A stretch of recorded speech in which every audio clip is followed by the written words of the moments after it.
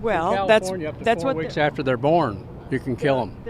I'm sorry, I gotta take a moment here. You're saying that in California you can kill a newborn baby up to 4 weeks until after it's born? Absolutely. That's not true. That is true. That's not They true. passed a law in the last year or two. That is not true. That's not true. You need to go do your research. 100% not true. You need to do your Where research. did you read that? Be honest. National news media. Post-birth abortion. Can you tell me where you read it? It's been a while. I've read it so many places I can't name them all. No. It's hard to name them all right now. Yeah, it is. Okay. So you heard it here first, everybody. You know, I didn't know this until this morning, but now I know that murder is legal in California. Professor Myers, you are here at the invitation of my Democratic colleagues, is that right? That's correct. Okay.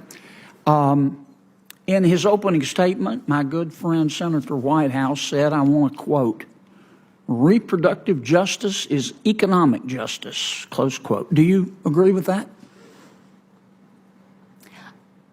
I might, as an economist, use the word rights, but yeah, I do agree with that. Okay. That's not true for the baby, is it? Well, first of all, I would refer to a fetus, not Yeah, a baby. but that's, well, a fetus. I refer to it as a baby. That's not true for the baby, is it? The evidence that I presented to you, Senator Kennedy, was evidence about measurable effects on the lives of women, families. Right. I got that part, but that's not true for the baby, is it?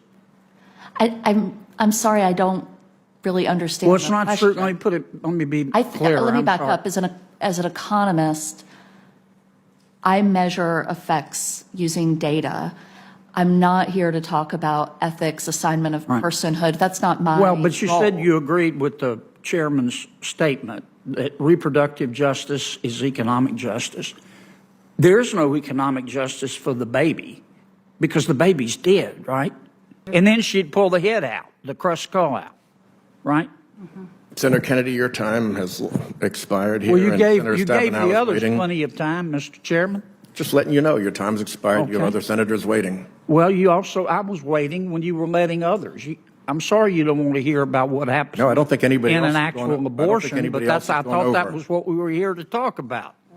No one else has gone over. Some of the witnesses went a little bit long, but on both sides. So I thought we were here trying to about control that. protecting mothers and killing babies. I will start by saying that I made a promise to Miley that her name would not die with her. So that is part of why my activism is so important to me, is so people know who she is. I want to make two statements before I go into my final thing that I would like the committee to know. I think it was Senator Kennedy came to this hearing knowing that there was going to be a mother here who had to make the difficult decision to terminate a 20-week pregnancy, and he decided it was in his best interest to show a 21-week fetus. And his testimony was nothing but fear-mongering. From my experience, that was not my experience, what he was trying to persuade. Also, Mrs. Call, to answer your question to what he had asked, my procedure was an abortion. It is on my medical paperwork that I had an abortion, even though my daughter was deceased. It's not back and forth. An abortion is a medical procedure, whether that fetus is deceased or not. But I would like to ask the committee to remember my story and to remember that I'm one of thousands, if not millions, of people in this country that need or needed abortion access. And to remember that it's not black and white and one size does not fit all. We can't be putting politics into healthcare decisions, and also to remember these facts, that abortion access is essential healthcare, no matter how you want to look at it. It's essential healthcare for so many. And exceptions don't work. I'm a living testimony to that. Listen, from now on, John Kennedy's name is Mr. Ding Dong. Because of his infamous takedown of Kamala Harris, you know, the public thinks she's a bit of a ding dong. But now that's just your name, brother. You got to live with it forever. But, you know, Liz, I always talk about the reversal of Roe v. Wade was one of the biggest mistakes that the Republican apparatus ever made. Some things have to remain a carrot in front of you dangling. Because once you catch it, sometimes it's all over. Can someone track down the women Kamala Harris says are bleeding out in park? Present. I'm right here. I had a 19-day miscarriage in Idaho because of the abortion regulations. I was turned away not from one ER, but 2 ERs. Technically 3, because I walked into one and they said they wouldn't help me and I had to walk out. On day 8, I went to the 3rd official ER that I got checked into, and I never did receive a DNC. They gave me 1 dose of pain medicine in 19 days. I continued to suffer exponentially for the next 11 days. That was John McEntee. You may have seen his videos on TikTok or Instagram, or maybe you've seen Walter Matherson spoof his videos, but he's always sitting, usually eating. In this video, it looks like he's eating a kid's meal of chicken nuggets. And then he always presents some very conservative talking point or a criticism of a liberal or progressive talking point in a succinct, snarky way, as if he's just wondering about things and shrugging. It's a perfect format for short-form political content, the kind of content where you don't want your audience to think too hard about what they just watched. You don't want to discuss or explain your point at all. You just want to plant seeds in their minds, maybe enrage them to the point of actually engaging with your content. You just want to make them feel like their half-baked beliefs are fully cooked and set. But McEntee isn't just a social media influencer. He's well established on the right as a Project 2025 staffer, and he was the director of White House personnel in the Trump administration. He was literally the man closest to the president, Johnny McEntee, President Trump's personal assistant, his body man, abruptly forced out of his post and escorted off the White House grounds Monday. NBC News confirming McEntee is under investigation by the Secret Service for serious financial crimes. According to the Wall Street Journal, McEntee was a habitual gambler, betting tens of thousands of dollars at a time, and was deemed a security risk as a result. Then Chief of Staff to the President, John Kelly, effectively had him tossed off the White House premises. We should note he was not ever charged with a crime. But in spite of it all, McEntee is nothing if not loyal to Donald Trump. Former college football player and Fox News production assistant, was such a strong believer in Trump's message that back in 2015, he repeatedly cold emailed the Trump campaign begging for a job before the campaign eventually brought him on as a volunteer and then as a paid staffer. McEntee was so committed to the cause that he worked out of this space in Trump Tower, 3 walls and an unfinished floor. He, like vice presidential candidate J.D. Vance, is backed by tech billionaire Peter Thiel, and he founded a Trumpy right-wing dating app called Date Right Stuff. I hate that name, by the way. I think it's clunky, and I think that maybe he could have done better. So in the video you just saw, McEntee insinuated that women in this country are not actually suffering as much from abortion bans as Democrats, specifically Kamala Harris, keep saying they are. He acts as though just because he doesn't know anyone who's experienced the negative side of these red state abortion bans, they're probably not real. At least he wants his audience to believe that they're not real. Unfortunately for him, his video went viral, so the women that he was asking about, they made themselves known, either by posting video responses of their own horrifying stories or detailing their stories in the comments. Here are just a few of the responses. One woman said, "My water suddenly broke and I went to the ER. They sent me home. Started cramping and went back to the ER. I miscarried at 17 weeks in the restroom at the ER because I wasn't deemed an emergency."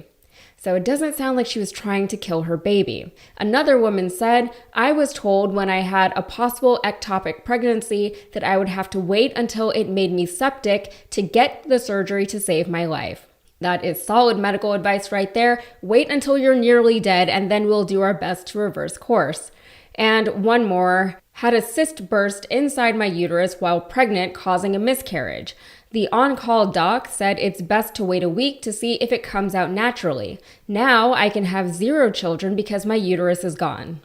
That was a preventable outcome, and again, this is coming from a woman who wanted to have children, and now she can't. Meanwhile, Republicans can't seem to stop criticizing women for being childless.